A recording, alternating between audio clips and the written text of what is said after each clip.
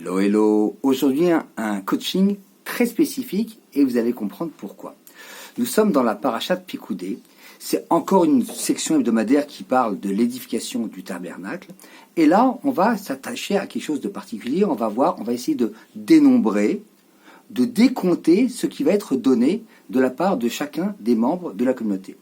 Et là, on va détailler si il a amené de l'or et combien, de l'argent et combien, de l'étain et combien, etc., etc. Qu'est-ce que ça vient nous enseigner? Ça vient nous enseigner que s'il manque un seul de ces éléments, même pas le plus précieux, le plus insignifiant soit-il, s'il manque un seul de ces éléments, le tabernacle est invalide et il est impropre à l'application et à faire résider la présence divine. Ça, c'est un enseignement qui est essentiel et de comprendre qu'on est tous indispensables. Mais il y a un enseignement un peu plus proche pour nous.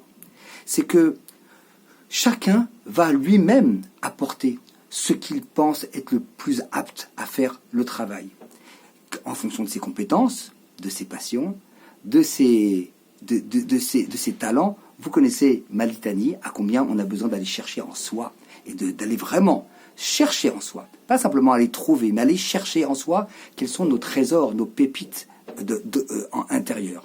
Et donc on va devoir aller chercher. Mais il y a une deuxième vision qui va être celle de quoi la communauté a besoin, de quel projet j'ai besoin de m'investir, dans lequel j'ai besoin de m'investir, qu'est-ce que je dois nourrir au niveau communautaire. Et donc c'est la conjonction de ce côté, de ces besoins personnels de données et de ce besoin communautaire d'unification qui va faire on va arriver à ce qu'on appelle la shlemut, la complétude. Et c'est ça qui va permettre la présence divine de résider. Mais également la bracha, la bénédiction dans tout ce qu'on fait. Si on fait des choses qui sont utiles pour la communauté et qui en même temps nous nourrissent dans le don, et on a été puisé, on a donné vraiment de nous, ça s'appelle donner de soi, alors on va arriver à un résultat extraordinaire.